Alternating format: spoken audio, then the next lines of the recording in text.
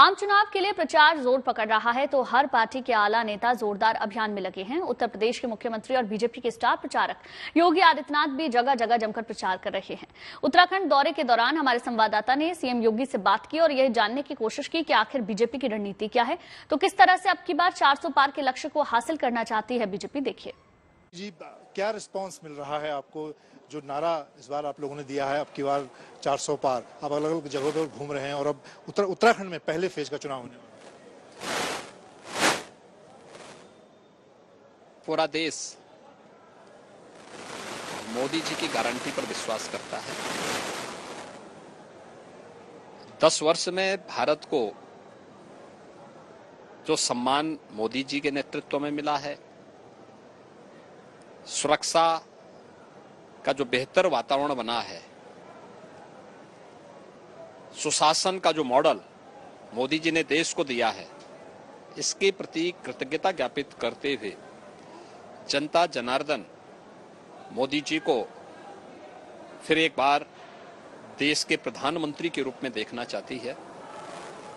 और जो नारा गूंज रहा है कि फिर एक बार मोदी सरकार और अब की बार 400 पार, यह पूरे देश के अंदर उत्तर, दक्षिण, पूर्व, पश्चिम प्रत्येक राज्य में देखने को मिल रहा है। उत्तराखंड में मैं विश्वास के साथ कह सकता हूं कि 5 सीटें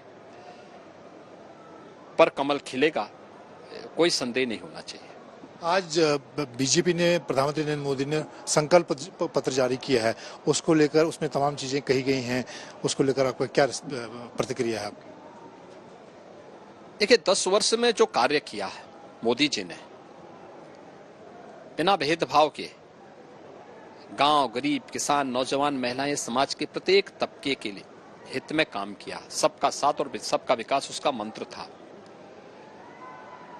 इस बार के संकल्प पत्र की जो थीम है वो मोदी की गारंटी है। इसके 4 आधार दिए गए हैं: युवा, महिला, किसान और गरीब। इन 4 आधारों पर आधारित विकसित भारत और आत्मनिर्भर भारत की संकल्पना को साकार करने के लिए इस तीसरे कार्यकाल में मोदी जी को फिर से समर्थन देना है। और इसके लिए भारतीय जनता पार्टी जनता जनार्दन से अपील कर रही है, उनके पास जा रही है।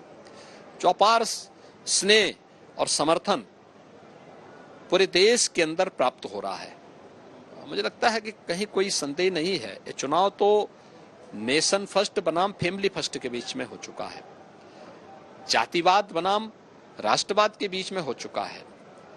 ये चुनाव विकास बनाम कांग्रेस नेतृत्व की विनाशकारी जो नीतियां थी, इनके बीच में हो चुका है। यह चुनाव तुष्टीकरण बनाम सबका साथ सबके विकास के बीच में पहले ही सिमट चुका है।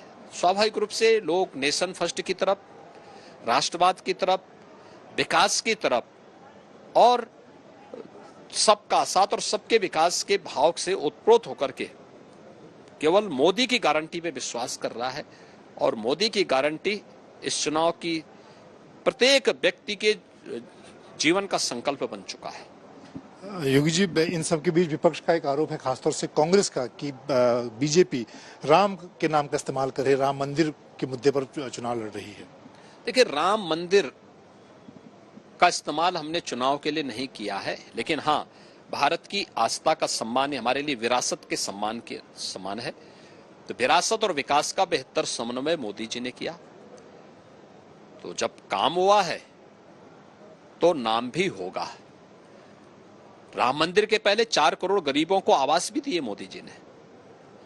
तो स्वाभाविक रूप से पहले गरीब का आवास बना, फिर महर्षि वाल्मीकि के नाम पे इंटरनेशनल एयरपोर्ट अयोध्या का नामकरण हुआ, और फिर अयोध्या में 500 वर्षों के बाद प्रभु राम विराजमान हुए।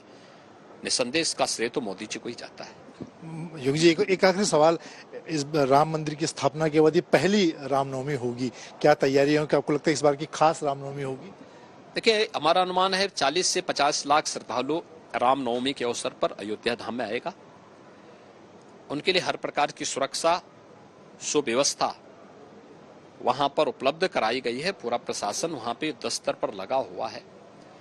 और मुझे विश्वास है कि जैसे पिछले दो महीनों के अंदर लगभग 2 करोड़ से अधिक श्रद्धालुओं ने अयोध्या धाम में दर्शन किया है। ऐसा ही बेहतर माहौल आने वाले सभी श्रद्धालुओं को और सुरक्षित माहौल अयोध्या धाम में सभी को प्राप्त होगा।